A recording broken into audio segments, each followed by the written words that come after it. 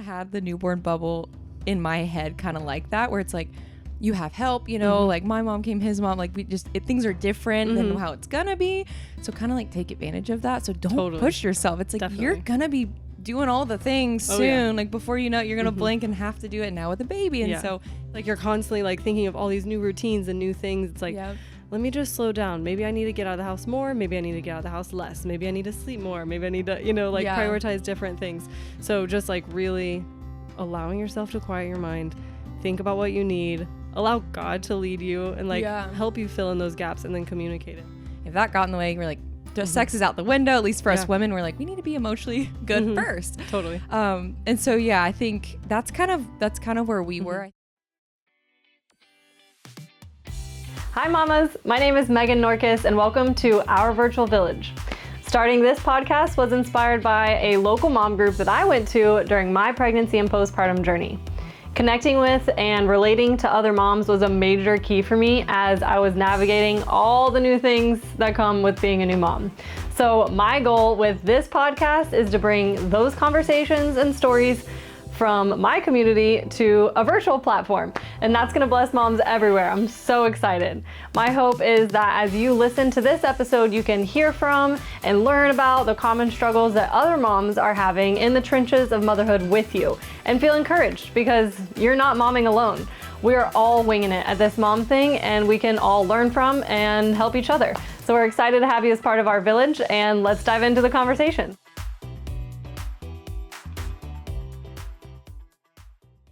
All right, I'm so excited for today's episode because I'm sitting here with one of my favorite people ever, Haley Teixeira. We met, I guess, 5 years ago almost, when you were living in my hometown, and then you guys moved states away, and so we only see each other once every year or every 2 years. So such a treat. I'm sitting here in their very official studio. Her and her husband have an incredible podcast.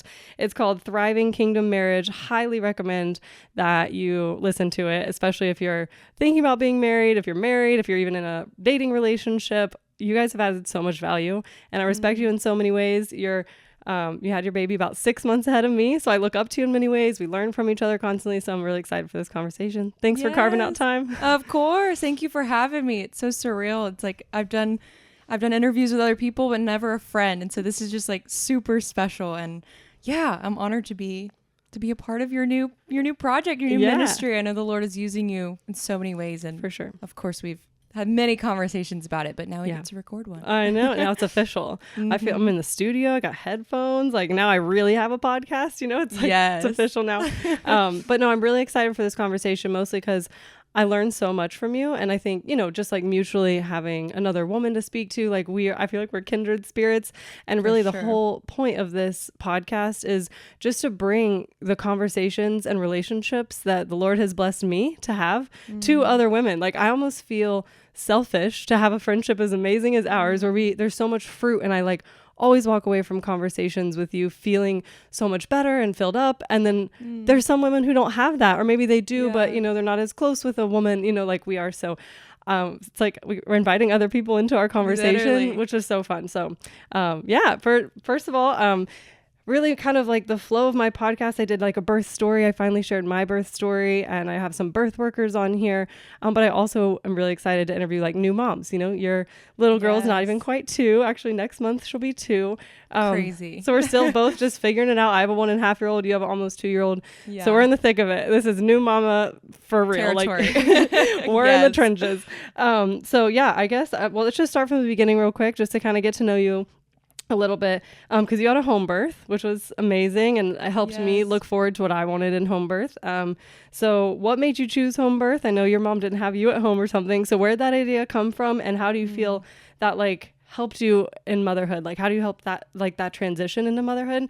Do you feel like having your baby at home like played a part in that, or like what was the role in having your baby in your own space, like you know, as a new mom? How'd that impact you? Great question. Yeah, wow. They're going to really help me reminisce, because it's true. Like 2 years fly by and you're like, wow, that was 2 whole years ago. But it was so special. I think home birth came into our realm. First of all, I mean, we weren't aware. My mom, like you mentioned, did not have us, me and my 2 brothers at home. And so this was kind of like a new thing. But my husband and I are very natural minded. We like to be very holistic and just aligning with like nature and like how God created us, which is less intervention, like the least as possible, because he created our bodies to do the birthing process naturally, you know? Definitely. Of course, medical intervention when needed, but like that's not the first option. And so for us, we're like, wow, this makes sense. Like it really just helped me trust my body more, like leaning into that, like, okay, like, and trust the Lord. I think if I didn't have the Lord, I think it would have been way harder to like, you know, confidently go into that. But I was like, God, you made me, you know, so I'm just going to trust the process. I'm going to trust you. And luckily we only lived down about, I think it was like a mile or maybe 2 from the hospital, literally the same road. So I was like, okay, that gave me like that back of mind comfort. But really I was like, I don't want to go. Like I want to have her here. And I think shifting into motherhood, that kind of just started that for me of like, I can do this. Like there's so many unknowns in new motherhood. Like literally we don't know what we're doing. Like never, you know, it's a new, every little thing is new. It's new for the baby's learning, but we're learning too. Like totally. It takes a lot of trust and faith and everything. Yes. And just trusting, I think your gut or your mom's intuition, you know, as a mother. And so I think having our daughter Elena at home, it really just kind of kickstarted that of like, okay, no matter what challenge we face, no matter what phase, you know, we enter into and we're like, I don't know what to do. Like, hey, we're going to figure it out. Like the Lord's leading us. Like we were created to be parents. Like obviously, you know, whatever God brings us to, we believe he equips us to get through it. And so I think for me, that kind of started at our home birth, and it was just such a beautiful experience. And being home, I was like, I was just so grateful. I'm like, thank you, Lord. Like it kind of felt surreal. Like, I mean, the newborn bubble in general feels like surreal. Let's be honest. It's like a dream. It's like a daze. Yeah, it's crazy. For sure. And that's kind of cool. It's such like a pivotal moment in your life, going through childbirth and like literally one of the most challenging things you're ever going to do. So doing it in your own space, and then also overcoming all those other challenges that come up still in your own space. It's at least you're in that same environment too. So I feel like it's like a constant reminder of like I think I kept my birth affirmation cards up for like 6 months, you know, like just, I just wanted to stay in that bubble of like the faith and stuff, which of course, if you've listened to my birth story, that took faith and courage in a whole different way. But I was in my own space for a lot of like the labor process and stuff. And so it was like a reminder of all that I'd overcome no matter what, you know. Literally. So that's really cool being like in your own home. I want to ask too, because I know a lot of like pregnant moms might be listening to this, or maybe someone is like 2 days postpartum, you know, they're laying in bed with their newborn and they want to learn from a new mama like you. What was like life like immediately postpartum, you know, like how'd you get through it? I know, like you said, a lot of it is a daze. It's kind of hard to even remember. I'm like, I don't even know. It felt like 5 minutes and 10 years all at the same time. Yeah. That's but a good like, way to put it. But how did you get through some of those like challenges, or like what were some of the things that were most challenging for you, like in that immediate postpartum period?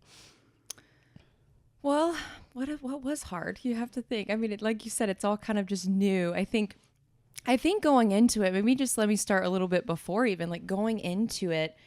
If you are pregnant listening to this, giving yourself space, like prepare. Hey, it's going to be different. It's going to be challenging in new ways. So give yourself space and expect it to be. I think a lot of times a lot of moms can go into it and then be like, not like mentally kind of give ourselves that space. So then we're like too hard on ourselves, or we're not like, hey, it's okay. Like I'm like, if someone's trying a new thing, like, or a little kid, I always relate it to that, because how we treat kids is like, that's how we need to treat ourselves. That's, you know, good, like if they're trying something new, hey, it's okay. And we're very gracious and patient. And so having that kind of perspective as a new mom, I think because I was focusing so much on my faith going into it, like especially the last trimester, I had to like kind of pause my work from home. We have a coaching business as well, and so luckily I could do it from home. But that third trimester, I was feeling so called to kind of put a pause on that and really shift into motherhood and prepare my mind, my heart, and all the things. And so I'm like, I'm only going to enter into this once, so let me fully embrace it. And I think having those limits, the boundaries, we keep talking about that the past couple days. Personally, like I gotta pause this or cut this off so I can really emphasize this new area, which is motherhood. And again, it's so much to learn. So I think giving ourselves space, that really helped navigate the challenges, because yeah, I guess I didn't fully answer your question. Yeah, no, you did. I think that helped me navigate whatever the challenge was. Well, in our recent conversation, since we've been hanging out the last couple of days, I think something so important you've mentioned is grieving, those limitations and like your old limitations and like the change, and knowing that it's okay. I hear for sure a lot of women say, they've really struggled postpartum and stuff. I think sometimes we grip so tightly to like who we were and who we need to keep being. When it's like, it's okay. Who you are, you're like a new version of you just birthed as well. Literally, so like, it's okay to have new boundaries, new priorities, like that was even something I'm still definitely going through, is like, wait, I don't care as much about this or that, like it, and that's okay. It's like, but it's hard because in my mind, I'm like, no, I have to do this. I'm like, wait, do I have to do that anymore? Where does like, that come from? Yeah. Why do I have to do that? No, I don't. I can just be someone new now. I have new priorities and I'm living a new life. Like I'm literally a whole new person. So that's really cool. Cause I know also some women talk about like the sleepless nights were like the hardest part or maybe, the hormonal shifts or whatever it was nutritionally or weight gain or whatever it was. Was there anything specific that you're like, man, like, cause even my doula, the way she puts it is like, you go through something kind of traumatic during postpartum immediately, whether it is just you've never been up all night so much and it's like so much for you to handle, or like maybe that's not your struggle, but something else is just like super intense for you. Was there anything where you were like, this was the hardest part for me? That's a great question. I probably would say the sleep.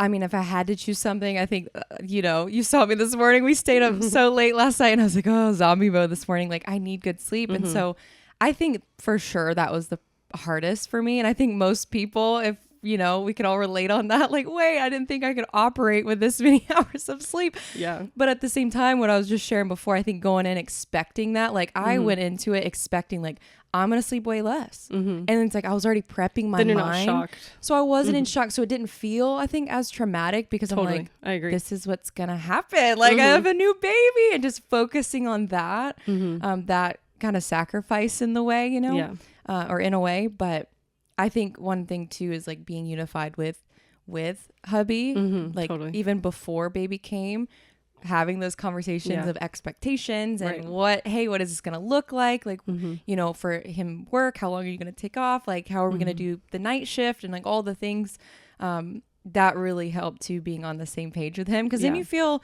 like supported as a mom because again, like you said, it's so new for us. Totally. I mean, it's new for the dads too, of course, but we're the primary, like the baby came from us quite literally. And so having that support, and it's truly a bonding experience. Definitely. Oh yeah. In many ways. For sure. I remember you telling me a story just talking about like healing your body and stuff like that. My doula and midwives, they grilled me about like staying in bed and just not pushing the boundaries and how important that was. Yeah. And I remember talking to you and you're I don't know, maybe it was like less than a week after you had Elena, you were like, I thought I could just go to Costco and do all this stuff. And it was like way too much for you. So, on the note of expectations and stuff, I think so many women want to kind of just jump back into like, well, I want to get out of the house. I talked to, I think it was either a friend or a cousin of mine. She's like, and she actually had a C-section. She totally had surgery. She was like, oh, I had to get out of the house. So I think it was like day 4 or 5. Me and my mom just went and got lunch and did that. I'm like, my midwives would have killed me. They would have put you on like the ankle lock, like beep, beep, beep, beep. She's out of the house, y'all. She's out of the bed. Literally, that's exactly how they were. They were like so strict about making sure that that we, any of their clients and patients, stay totally rested in bed. We stay calm, keep our stress levels down. So yeah, maybe talk through some of that. Were you like just anxious to get out of the house? And that's where you're like, I'll just go to Costco, or maybe it was Walmart or something. You're like, I'll do anything. And you're walking around and got super exhausted. It just like all hit you. I remember you telling me. I forgot about that until you brought this up. That was so true. I think it was like a week. I don't know. I think I just, being in the house that long, I'm like, I want to get out. But yeah, no, definitely. It was too much walking for me. I was like, well, my body, it took a toll.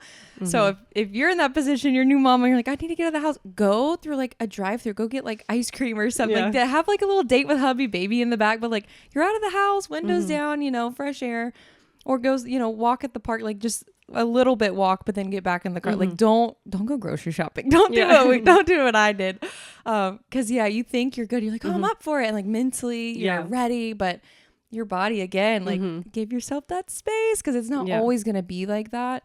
And I think knowing that too, I kind of expected, or I think both of us kind of went into it this way of like, hey, this is the newborn bubble.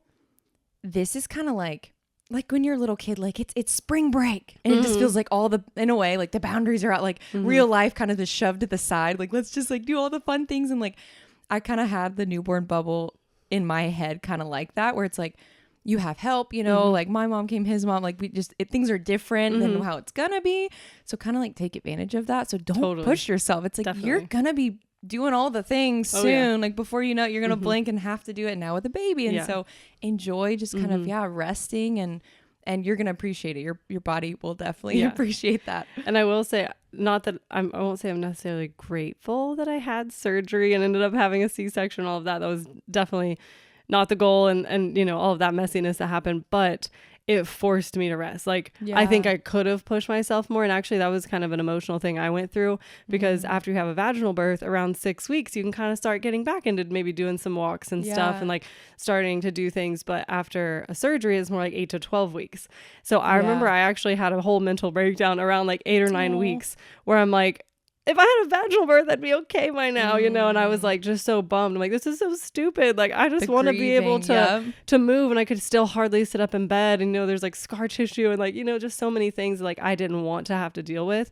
So I think that added an extra layer for me. I'm a very active person. I love having goals.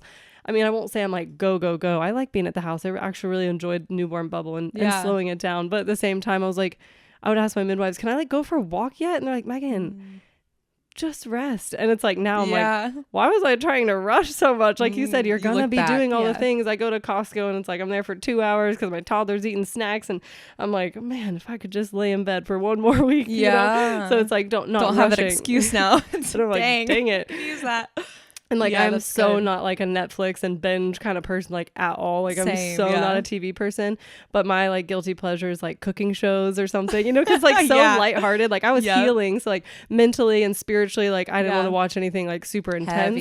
But you know, it's like a little cooking competition, or like, have you ever seen like Is It Cake? You know, I'm like, this is like lighthearted and fun, you know? So I watch sometimes like the dating shows. Yeah. Right. Or like the match ones. Obviously we're in the relationship space, and we're always funny. Like, Nick and I watch good coaching practice. Literally, and we're like, oh, this is where he messed up, this is where she that's like, hilarious. We kind of just go, that's our version of cooking shows, but it's fun. It's like, Alex is always like, random. Are you watching another cooking show? And then he's like, wait, is that girl gonna win? Like, he gets all it's hard. He's like, don't watch the finale without me. I'm like, okay, but you already went back to work. I'm gonna be laying here in bed for 8 hours. You were judging me 5 minutes ago, Mr. Alex. So yeah, Mr. Alex. But yeah, so just like enjoying that time, because you don't get it back, bonding with your baby, just taking advantage of being close to them, and like, you know, like you said, the busyness will come back fast. So just enjoying it. We laid in bed one time, the three of us, hubby, me, and baby, and we watched, I don't know what we watched. I can't even remember right now, but Nick and I watched like an old, like a classic movie. And we're laying there and she was on her chest, and we're just like, wow, this feels like paradise. Like it just feels like, wow, like this is not real. Like it's not real life. Yeah. It's like a pause in normal life, in real world. It's like a nice like pause, you know, just like, let's just get used to like our new family, our new normal. Yeah. That's cool. Yeah. I actually, have you ever seen Anne of Green Gables? Is that a classic you're familiar with? Oh, I've heard of it, but I haven't seen it. Oh my gosh. Okay, well, that's even where the term kindred spirits come from. So you have to watch it. Maybe your next baby. This is a classic you can get into. Yeah. But Alex used to always make fun of me because I'm like, even before, like, that's one of my postpartum prep things. I'm like, I should find Anne of Green Gables, because it's like super old school. You have to like find it. He's like, me and my mom bought it. Like, you have to like buy the series like on an exclusive website. And I'm like, okay, well, our portion is only like $30. He's like, y'all are gonna spend $30 to watch this. I'm like, no, I'm spending 30. Mom's spending 30. It's $60 to watch. And he's like, Megan, are you serious? And then he comes home from work and literally watches all of Anne of Green Gables with us, like all 3 parts. Well, it's like, it's kind of more like a movie, but it's split into 3 parts. It's probably like 5 or 6 hours total or something. Wow. So he was gonna be gone, because it's 3 parts. The first one's the best, and then the second is like a follow-up, and then if you ask Alex, he hated the third one, but he like got all super into it, and it's so funny. Can't stop now. Yeah. I'm already invested. To watch it. Yeah. It's the first 2 are just like so sweet, and then like the last one just gets real intense. He's like, I didn't like the third one, but he got all into it. But okay, this is totally off topic. Rabbit Trails. But yeah, so Anne of Green Gables, my list. Totally do. It's such a sweet classic, but it's funny because he makes fun of me. He's like, "You're really gonna sit and watch this, and we're gonna pay money for it." And then now's the time with a new baby. Yeah, I'm like, when else am I gonna sit around and watch Anne of Green Gables? You know, never, it's like, literally. But I do have lifetime access to it, so when I have my every next child, baby, every it's a child. tradition. There you go. But yeah, I'd love to pivot now because your specialty and what you like spend your life and your work doing, what God has really called you and your husband to, is working on relationships and helping people overcome, even if they're dating or married or going through things or having a great relationship but just want to grow. Like I would say me and Alex definitely have a relationship where we're like growing constantly and stuff, but even we're in the middle of playing a card game and you're like, so in your marriage, what's like the best thing that you do to stay Can't connected? help myself. Yeah, like you guys just have such a passion for that, and that has like been such a gift for me. So yeah, I guess just to kind of talk about you guys personally, what like season were you in? Were you like trying to get pregnant with Elena? Were y'all like both on the same page with that? Or I guess really what I really want to ask too is, did you feel like you were ready? Because so many people, like actually I just had a friend of mine who doesn't have children ask me that recently. She's like, so did y'all ever feel like ready? And I'm like, no, we just knew it was going to be chaos, so might as well start the chaos now, you know? Once it's new, it's a journey. Yeah. So were you guys like trying and ready? Did you ever feel ready? Or, you know, how did that look for y'all? So let me think, girl, you're really testing my memory. I love it. Yeah, for us, so we got married in 2020. So we were married for, well, when Elena was born, almost 3 years before having kids. So we had really that time to build our marriage foundation, which is so special. I know we can relate on this a lot, because then we feel truly like a team, and we know kind of how to operate in marriage before, you know, bring another addition. I know that's not everyone's story, but for us, it was so sweet. And I mean, it was intentional. But then we got to a point where we were traveling abroad, like shortly after we became friends. That's where we can also relate in our stories before having kids, just traveling abroad long term. And it was while we were traveling abroad, which is something we always wanted to do. I remember it was like December, but we were in Hawaii, so it's like didn't feel December vibes. And I jumped in the bed. it was just big on my heart. I was like, I feel like, you know, I think.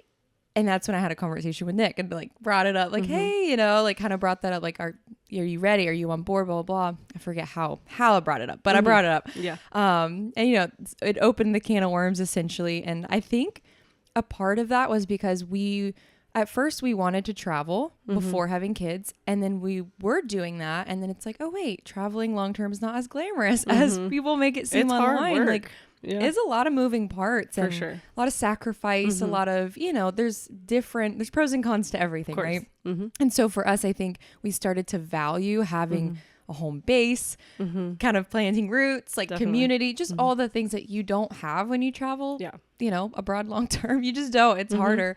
And so I think that for me started that conversation, because I was starting to think past, like, okay, now we're traveling. Now what? Like once we're back, what's our next goal? Yeah. And and then we went to Brazil for 4.5 months after that. I knew our travels weren't over, but still I was like already kind of, you know, thinking ahead. Cause I mean, you're pregnant for what? 10 months. So it's like, you know, let me start thinking. And so, yeah, I think after we started that conversation, he was like, okay. And like easing into it. But again, it was so stressful. My period didn't come. I think it was like 2 months after that in February, we're in Brazil. It like didn't come. So I was like, oh, maybe I am. Cause that was like right when we were like, okay. Like, well, and travel can delay things a lot, you know, like because your stress levels are high. It came. Nick gave me a massage. We had a conversation. I had a good cry, and my period came. I was like, oh, you just needed the hormones. I was like, okay. I was just all over the place, of like mentally, emotionally, spiritually. Like I needed to get regrounded. We had like a 40-hour flight from Hawaii to Brazil. Like everything was just out of whack. And so I think after that I was like, dang, like I really wanted to be pregnant though, you know? So then of course I know, same that you said with the miscarriage, like once you kind of have that, your hopes are kind of up. Totally. I'm like, oh, my heart's set on it now. Your passion, like I want to be a mom, like I'm ready for it. And so, you know, I'd be researching all the things, and then I think receiving prophetic words that our daughter was coming, like that the Lord was blowing us back to the States to prepare a home for our daughter. That was like, okay, now I'm really ready. Like, okay, Lord, may your will be done. Like, amen. I receive it, you know. It still wasn't until that September. We got back in May. It wasn't until that September I got pregnant, but I know that whole time he was preparing me. You know, we were getting transition, all the things. And yeah, it was like the more you talk about it, it's kind of hard not to be excited. I mean, even for the men, it's literally like, it takes, I think, a little longer. They don't have that natural, they're not driven by love and connection like us women are. So we connect with our baby, obviously, in a different way than them. They have their work first. But the more you talk about it, and then I think them, like we spoke about, them seeing us light up and see how deeply connected it is to our purpose as women, they, like a good supportive husband, they want to support that. And then it's like, okay. And help you flourish in a new role and like see you in a new season. You know, they're like ready to partner alongside of you in that. Yeah. And I think that's good. Just kind of thinking about like being quote unquote ready, which you're never actually going to be ready. There's no like boxes to check, you know, it's like, oh, we did everything on the checklist. Now we're ready. But I think like being physically ready is super important, you know, de-stressing or de-stimulating or taking whatever supplements and like prioritizing your health, eating enough protein, you know, like being like, I'm ready to support a life, you know. I think physically, you know, being ready is good. If you're, you know, just kind of looking in that direction of having a baby. But then also mentally, you know, just kind of like preparing your mind, like you said, like actually having those hard conversations with your husband. And then spiritually, I think that's one thing, unfortunately, a lot of people like miss, you know, is God's timing is really going to be the best timing, you know, so like just being open hands, you know, and just like, all right, God, now it's like totally up to you. I've done everything in the natural. We're having the conversations. I'm eating healthy, you know, I'm going to start, whether it's working out or just being active and just treating my body with respect to host a new life in my body is crazy.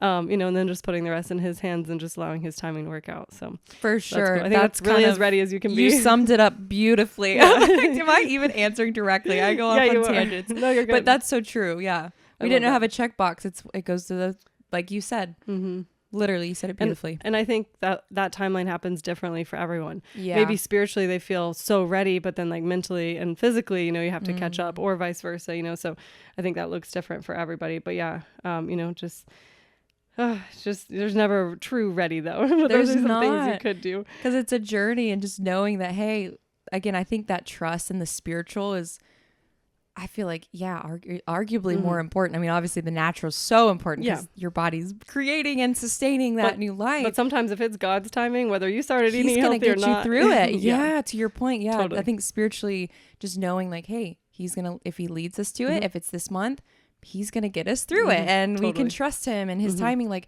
I love in the Psalms, it says He has every single day of our life written out. Like, to me, that gives me so much peace of like, okay, even when I'm going through hardships, whether it's before or during, or, you know, wherever season you find yourself, He knows, He sees me. He knew this day. It was already written. Like, He's supporting me here and now. He's with me, you know? Yeah, amen. So yeah, that really, having that spiritual connection, I mean, it gets you through any hardships, but especially motherhood and parenthood. Absolutely.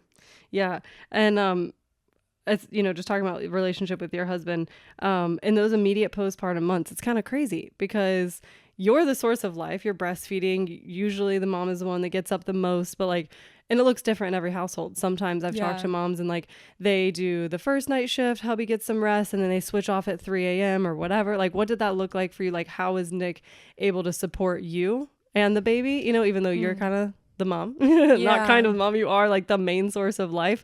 What did that look like in your household? Just like real life examples, like how'd y'all take shifts or switch off in those immediate couple postpartum months? I'm telling you, you're like, tap into the blur. I'm like, wait, it's literally a blur. I'm like, what did we do? Do we have a plan? We kind of just did it. I think again, he was just so on board and supportive, a team where we kind of just kind of flowed with it. I mean, I know we've talked about this at the beginning. We were open to co-sleeping. We didn't know. I mean, it's kind of one of those things you kind of have an idea, but you truly, again, got to surrender because you're like different baby, different first experience. I don't know. And so we, like the first couple nights, I think we had her in the bassinet. I think for the most part, but the first couple nights I tried to keep her on me. And then I realized I couldn't sleep because I was like, she's right here. Like, I kind of like one eye open type. Like, I literally could not deeply, because I sleep deep. So I'm like, I don't want to roll. Like, I just, you know. They couldn't let your guard down enough. Yes. Like, to actually relax. It's harder for me to relax. He can just, I told Alex this morning, I'm like, Nick can fall asleep in 0.5 seconds. And I'm kind of very jealous of that. For me, it takes at least 20 minutes for my brain to wind down. And I'm like, enough brain, turn off, like all the things, you know. So having a new baby for me, it was harder to keep her with us. And so even though Nick was open for it, he's like, whatever we could do to get sleep, you know, you gotta just open for whatever. I'm like, babe, that's the thing. Like, I wish I could sleep with her on me, but I'm noticing I can't. And so you kind of got to go again with your gut. And so after we kind of pinpointed that, probably within the first week, I'd say, we had her in the bassinet in our bed, and it was easier. And so I think we kind of like, tag team it. I mean, I want to say the first week or two, because, you know, we're healing and all the things. It was hard. You can't even lean up out of bed. I'm like, wow, like my abs, they don't work right now. Like, what is going on?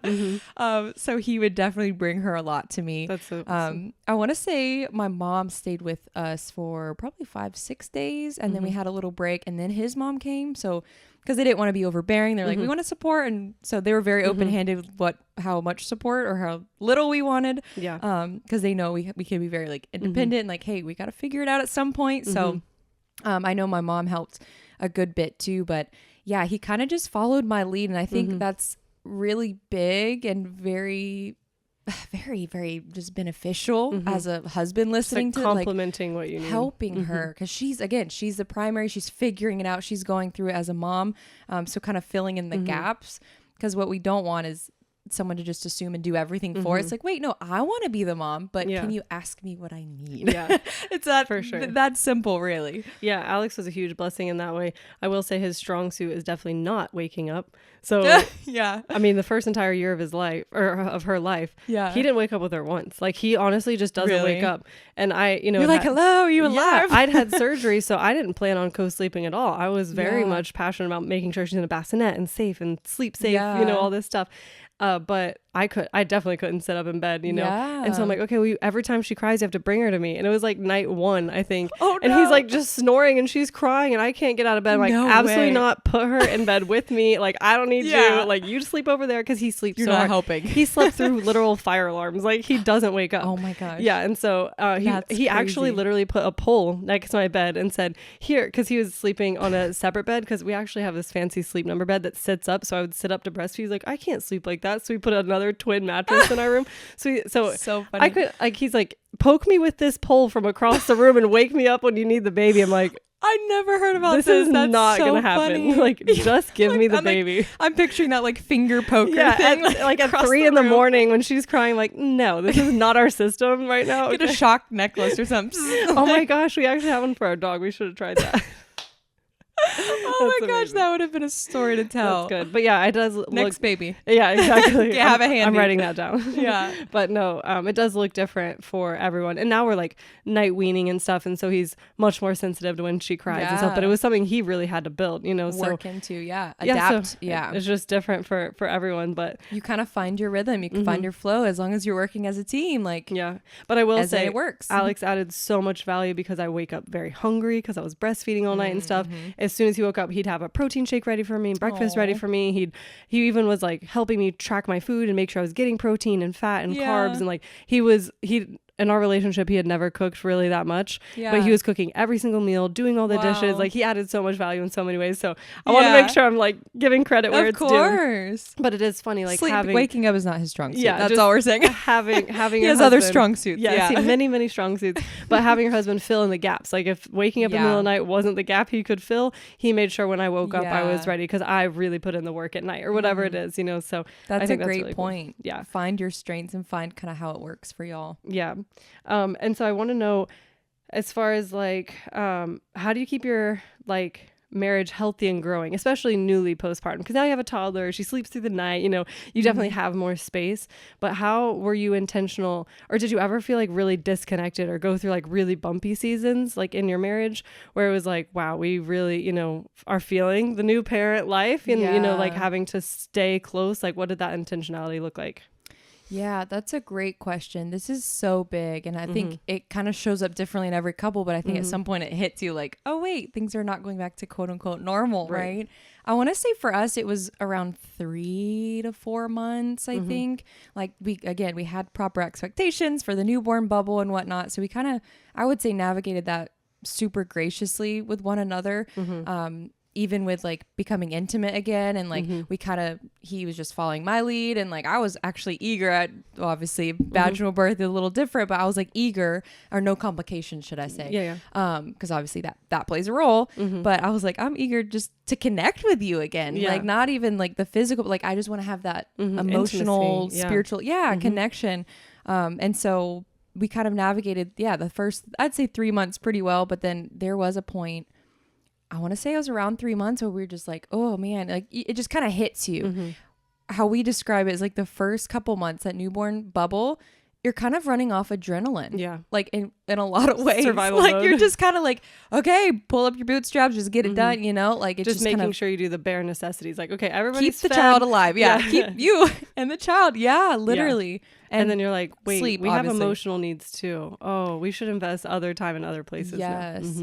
Yeah. So I think that was kind of when it hit, and we were like, woo, and we noticed some like bumps in our communication. You're getting a little impatient. We're like, okay, wait, we need to slow down and like reprioritize this again. And so I think, for each couple or each mom, wife listening to this, or hubbies, if you're a husband listening to this. I hope so. Yeah. Kind of just having that awareness, I'd say, of your connection, and like seeing when things get a little bumpy, slowing down. Like that's been huge for us. I mean, even now, if we notice, a little connect, we got to slow down, create back. Space, pull back. Yeah. Because if your marriage is not good, everything else is going to be harder. That's if you're not foundation. Working as a team. I mean, all the practical to do, like it's all going to be harder because you're kind of working together, but you're not, respecting, loving one another.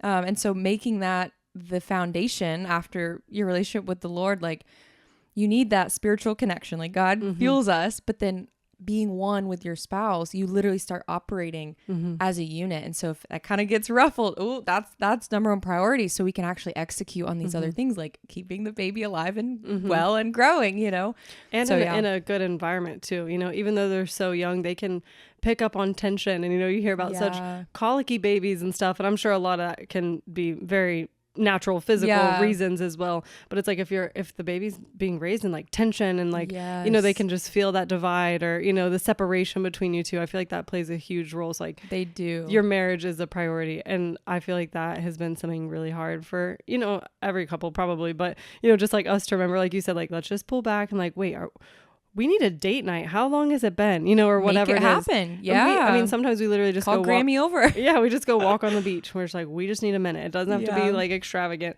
But at least just like connecting and stuff, I think is so important. I remember we actually stayed with you guys just for a couple days, like we did today, this weekend. And, Elena was 3 months old and I was 6 months pregnant. And it's so funny because we just got like a peek into like our future, and I remember like you would wake up early, he would wake up super early, spend time with God, do things he needed to do, go to the gym, but then he would take the baby so you could have a quiet morning by yourself. And actually even like 6 months into having our daughter, I even remembered that. It really impacted me. And I hadn't been prioritizing time with the Lord and quiet time. I always, I'll play the Bible app and listen to it while I'm making breakfast, or I prioritize quote unquote time with the Lord, but not like quiet, like quieting my mind. And I remember telling Alex, like, I need your help with this. Like, do you remember how Nick and Haley did it? And they were, they would trade off and stuff. I'm like, I really like need an example like that, or like, I needed to see that example. Some sort of structure. Yeah. Like seeing a peek into your world. Like that was such a good example for us, because then he's like, well, then I'll wake up earlier so that then you can spend time with God. Yeah. Because it really is so crazy. Like, and I don't know, I think maybe this is pretty normal and like average, but like Alex is like, I'm going to get up and go to the gym in the morning. So he just sets an alarm, spends time with God, goes to the gym, comes back, starts his workday. And I'm like, I have to move heaven and earth to coordinate that. Like, can you please watch her for, on Tuesday and Thursday at this time so I can go to the gym? And can you, I really want to spend time with God. So what time are you getting back? Because like, I'm just the primary care provider, as a mom, which I love, and that's a role I'm willing to step into. But can't it's like, replace you. I mean, it's like definitely just kind of like the default is the mom kind of takes that on, but it really is so crazy. I can't just be like, I'm gonna go spend time with God, bye. He's like, it's just kind of crazy how we have to coordinate. So like being intentional about that and communicating your needs and being like, I need space, and like recognizing that and communicating and saying that. And then That's hopefully having a huge. partner that's open to being like, it's going to be challenging, but if you need even just 20 minutes, I can, do my best. We can work together to make sure you get space too. So that is so good. I'm so glad you remember that. Cause like I said, I have to think back. I'm like, we probably shifted like our morning schedules. Like, so, I mean, every phase of the baby growth, like things shift, Definitely. with the night and getting them to sleep train and all the things.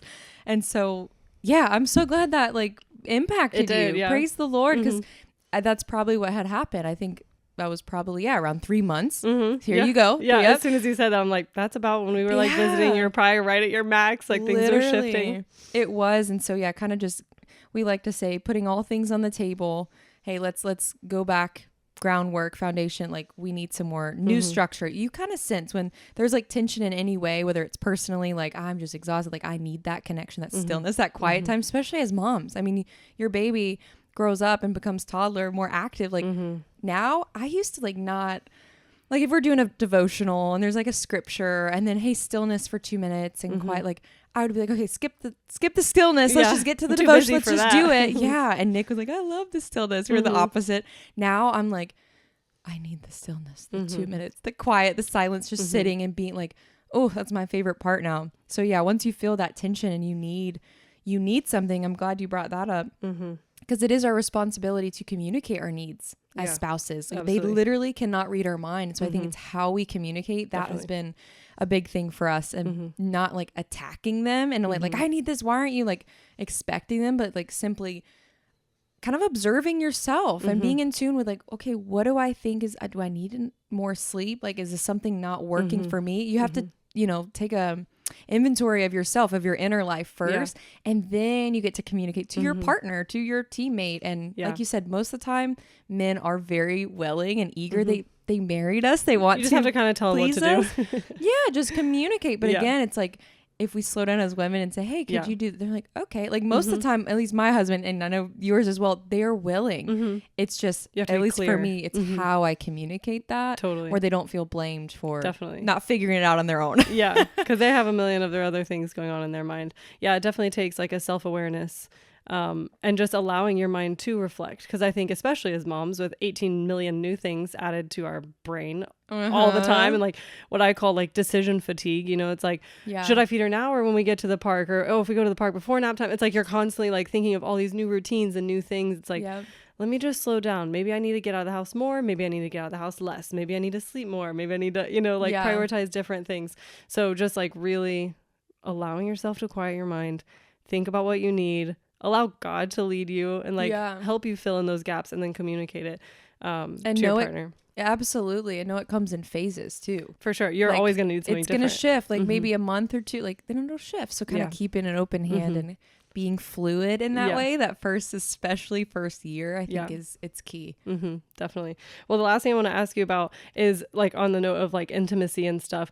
How in the world, as a new mom, once you're healed and everything like that, how did you guys prioritize that? Like that's something me and Alex used to talk about while I was still pregnant, is like, how in the world are we going to have sex when there's a person here, there's like, it's like such a weird concept. And now as a toddler, she sleeps through the night and everything, which definitely is really helpful, I'm sure. But what did that look like for you guys? How were you able to still prioritize intimacy together? And I'm also curious, because we've actually never talked about this, did you ever go through a season as a new mom of like not desiring that as much, because like I know sometimes men have a stronger desire. It's like more of a priority for them to be intimate and like, like active in the bedroom and super consistent, and as women we're like, I'm just tired. Like, did you ever go through that, and how did you get over it? Like, what was some of that like as a new mom?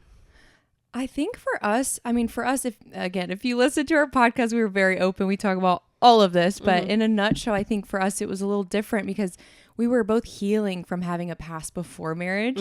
And so we, even before baby came, we were just working on being more intimate. And the Lord just, delivered us from so many things and like helped us prioritize that connection. So I think for me, that was like more top of mind for me actually, of I want to be close, just because I knew how you didn't want it to slip away. I didn't want it to slip away because I knew how easy it could be. And obviously hearing other mom like, I'm tired. Like I never in a way wanted to be that woman. And it's honestly, I think it's as simple as a decision. Totally. I think understanding how important the connection, again, this is our passion, for the marriage to flourish, like having that's like a huge piece. I mean, it's a spiritual covers everything else. So if you're, being intimate in that way, like it keeps you so bonded. Like if there's any tension, it's a full release. It's just, and it's unifying. That's why the enemy hates it. And he doesn't want husbands and wives to consistently, have sex, because he knows how powerful it is. It's a powerful source. And so I think both of us having that understanding, it really helped.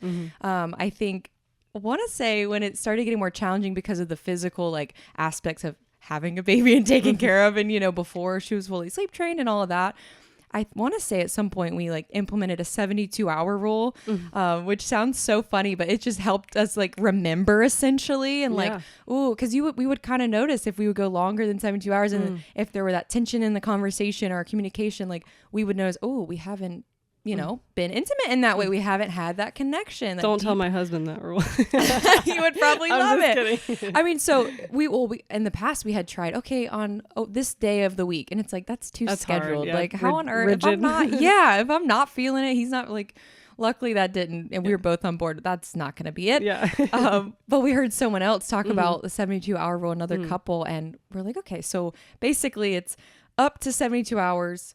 Then you have sex. You can have it before, like if you're feeling it, but you kind of keep track within, like we don't go longer than 72 hours. So that's basically twice a week if you think about it. Yeah, I was like, I'm bad at math. Was that 3 days? If you do the math. Yeah. And then we made it more fun of, okay, if it's the last night, it's the 72 hours. And if one of us doesn't want to, we have to have sex the next day. And then the person who would like kind of called the pass, if you will, they have to initiate. And so we kind of made it a game. Yeah, that's fun. Obviously, it was not perfect, but I think having that front of mind and just keep leaning into that area, knowing that that was a challenge for us even before Elena, to keep prioritizing that because of, emotional triggers and things from our past that would come up and get between us. And then if that got in the way, we're like, sex is out the window, at least for us women. We're like, we need to be emotionally good first. Totally. And so, I think that's kind of where we were. I think just, again, keeping it a priority, and it's as simple as deciding, knowing how powerful that is for your connection. Talking about it. I mean, I think that sometimes there's maybe shame around it, or like almost like I don't know, I don't think embarrassment is the right word, but it's like such a vulnerable topic, so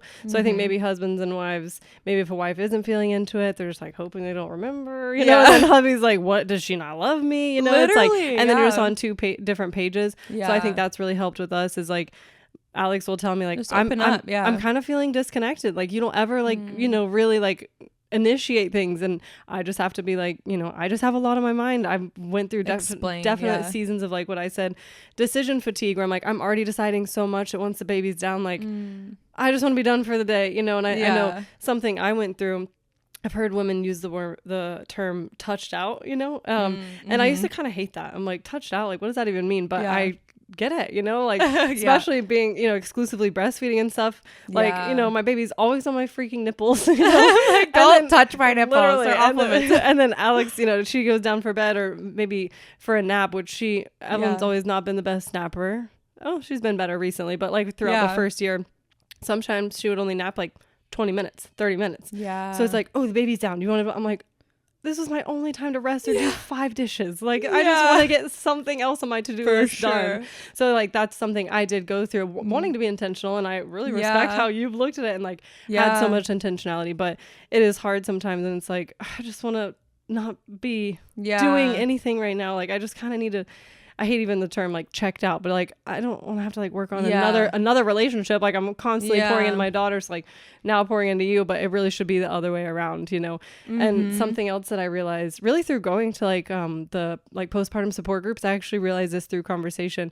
Something we worked on in our marriage, like even prior to having a baby, is my husband's number one, which probably is similar for all men, number one love language is physical touch. And mine, that's way down on the list. And so I would have to be really intentional about making sure I prioritize that and stuff. And so I realized, since it's not high on the list for me, and since I was always with Evelyn, she's like always attached to me, or I'm nursing her, or doing all the different things like that, I was getting physical touch. It's not even a super high need for me. And I was like, it was like overflowing.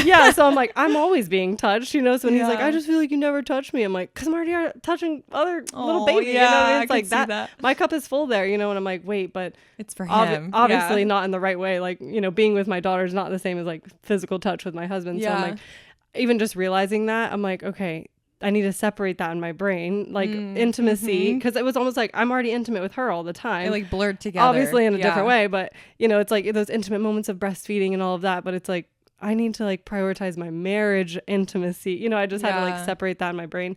And then it like really helped me, I don't know why that was so helpful, but like having that, it's like, wait, I already get physical touch all the time. And he doesn't. Like, he's not, I mean, he cuddles with Evelyn maybe, a little bit before bed or whatever, but not the same. Yeah. She's not like constantly on top of him like she is me. So I'm like, oh, that's true. Like, he doesn't get like, all the, like those caressing moments with my daughter and like those bonding, loving moments with her where my cup, it does feel full in that way. Like, so I had to kind of separate that in my brain. And then again, talk about it, because that's good to know. Totally. Like, oh, that's why I'm not like, okay. Because if you didn't think about that, you wouldn't know what to tweak. Yeah. Like, so that's good. Yeah, totally. I think one thing too I'll add is like going back to what you said about talking about like the sexual conversation, being intimate with your partner, with your spouse. I think for us, we've just, I don't know, always from the beginning had this kind of, it's been like natural, but I think it's because we're modeling like the Lord, what he says in scripture, which is to serve one another. So even in like the bedroom, we kind of,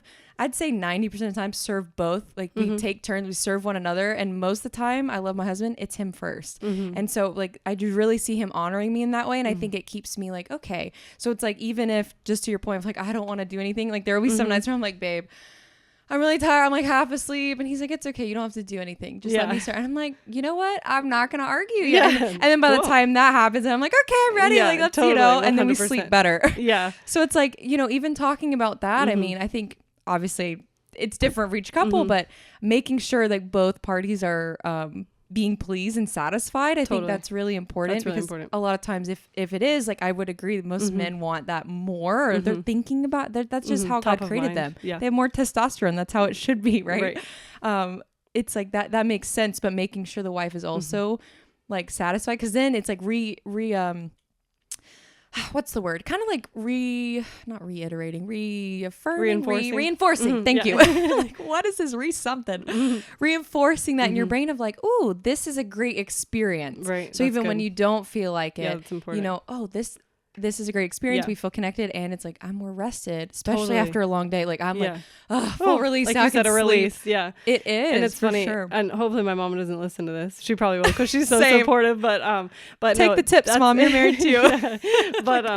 But no, that's something Alex has always kind of like joked around with me. It's like, oh my God, okay, all right, yeah, no, we need it. And he's like, well, if you're not into it, then I don't want to. I'm like, no, I am. I just need to just get my mind there. I was just like really looking forward to just checking other things off my to-do list. Because I'm rocking my baby to sleep and thinking, oh my gosh, I can finally work on XYZ. And then he's like, oh, the baby's down. I'm like, that is so not where my mind was. Like, dang it. But then, so like, I just have to really pursue me. Yeah. And I'm just like, it's worth the sacrifice. And I make that decision you were talking about. Yeah. And he makes fun of me because every time I'm like, oh man, I needed that. Like, I feel so much more connected and relaxed and like rejuvenated. It's a big hormone release and all of those things. And like you said, the intimacy, like we do feel closer now. Now like at the dinner table, we're touching each other and just like, it sparked back up. Yeah, totally. And I'm like, man, we really needed that. And so every time, he puts the baby down, he's like, don't forget how you feel afterwards. Like, you know you need it, but you just don't even know it yet. He always, he so doesn't talk like that when he listens to this. And be like, why'd you imitate me? Like, I don't sound like you don't that. know you need it. It's true though. It's good to think about that. I mean, with any like quote unquote sacrifice, because it does feel like a sacrifice. You're right. Like, you only have 20 minutes. Like, what are you going to do? You're going to connect with hubby, or you're going to go knock the dishes and sweep and work out, or literally a million things. Yeah. Get back to those texts that have been there for 3 weeks. Like, fill in the blank. Yeah. Do the load of laundry. I mean, I could go on and on. Yeah. It's hard in the first year deciding like, what am I going to do? Am I going to nap? Am I going to nap? Baby sleeping. I should probably not. Like, for me, that was hard too, because I'll just go. And then I'm like, dang, I probably should have slowed down and rested. So yeah, that helps thinking of like, oh wait, this is a sacrifice, but it's worth it. It definitely. Like, let's just get through the hump. It's an investment. You're really investing in a relationship. It's a good time investment. Like, investing time in the laundry. What's the payoff? Having the laundry doesn't love me back. Yeah, exactly. Like, that doesn't really like give my daughter a better life, but like us being, connected and sacrificing for one another, and affects her. Yeah. 100%. Like, seeing our affection and stuff, and like keeping that fire and passion alive is much more beneficial. So, I'm sure there's times I need to sacrifice and stuff, but really how I've prioritized, maybe just last tip for a new mom as we wrap up here, is what can I not do with her awake? You know, like that's how that's one reason, or like one kind of like stipulation in my mind. Yeah. You know, it's like sometimes, you know, certain kinds of work I actually can kind of do when she's awake. It might be harder. Or like when I'm doing the dishes, I'll just give her pots and pans a freaking bang on it. It's so annoying, but like she's entertained. I could do the dishes with her awake, but it's like being intimate with my husband and fully present. I can't really do that while she's awake. So that really does end up ranking much higher most of the time. Yeah, you know? So, for sure. So yeah, that's even outside of intimacy. If you're like, I don't know, do I do dishes, laundry, rest? Sit it's like, and talk. Yeah. Or let's rest. Exactly. You know, that's one thing I've kind of learned how to prioritize. If I'm like, oh gosh, I think I'm going to do laundry. And I'm like, Evelyn actually screw the laundry. Evelyn likes helping me with laundry. I should just go work out because that's harder, or vice versa. You know, whatever it is. Like, what do I want to be fully present doing right now while she's asleep? Even if my husband's not home and it's not intimacy, I'm like, I should spend time with God. I should quiet my mind. Like that, like space for myself actually is something I can't really do while she's awake. Or maybe it is rest or nap, you know. So, or other times I'm like, I'll just let her play outside while I, you know, read the Bible or whatever. So sometimes I'm able to prioritize spending quiet time while she is awake, but I can get her doing something else. So it just like depends on the day, but that's been something where I'm like, what do I feel like doing while she's down? For sure. And then what am I able to do while she's awake? So going back to that needs conversation, and being aware of like, what do I really need? That's one thing too. Yeah. For a new mom, pausing, reflecting. Ask yourself, don't feel like you have to do all the house. Like, yes, be a diligent homemaker, but like to your point, that was so good. Like, wait, what do I need to refill my cup? Yeah. Cause that's one thing that you'll feel as a new mom. It's like, oh, my cup, I'm pouring. I'm not used to pouring in this capacity. Refill your cup. Like, we all honestly hold ourselves back as moms. Like, we are the lid, you know. But give yourself grace at the same time because it's new. So it's just making the tweaks like you're talking about. Same girl. I can relate 100%. Well, I feel like this conversation was really beneficial for a lot of people, you know, new moms, expecting moms. People even think about going into a second pregnancy like myself, and like thinking about, man, I'm going to have to kind of reprioritize all of this stuff. You know, I'll probably have to re-listen to this as round 2, things shift again, you know, and are even busier. But I know it's not easy to get both of our daughters occupied and both sitting down, being quiet, having intentional conversation. I know over the last couple of days hanging out, we like start literally 17 conversations and only have 10 seconds of the conversation. And there's so much happening. But that's kind of like, I guess the crux of this conversation is like, okay, you know, we needed to connect first of all. So I'm like, well, let's just put a mic in front of our face too, you know, and we can reflect on, you know, just being moms and what we needed and kind of allow that to pour into other people's lives. So it wasn't easy getting here and like carving out this time. So I really appreciate you. And I pray that this blesses a lot of women as they listen to it, a lot of mamas. And don't forget to listen to Nick and Haley's podcast. Please, I know all the listeners out there are going to benefit so much. So I know that if you decide to listen to Nick and Haley's podcast, you're going to be so happy you did. So I'll definitely like link that. What do you call it? Like the show notes. I'm new to all this podcast stuff, but show notes, description, whatever it is. It's the Thriving Kingdom Marriage podcast. So it's a tongue twister. I'm sorry. But definitely listen to that and follow them on Instagram too. You guys add a lot of value. And I'm glad we got to do this in person. Yeah, thank you so much for having me. This was fun. This was like spontaneous. I know. I had you on my list because I really, knew you'd add a lot of value. I want to interview you on the podcast. But I thought it'd have to be over Zoom, and here we are, making it happen in person. We did it, so I'm really excited. Thank you so much for your time. Thank you. And can't wait to see how this impacts moms. Follow us on Instagram, Our Virtual Village, and comment how this blessed you. And we'll connect again in the next episode.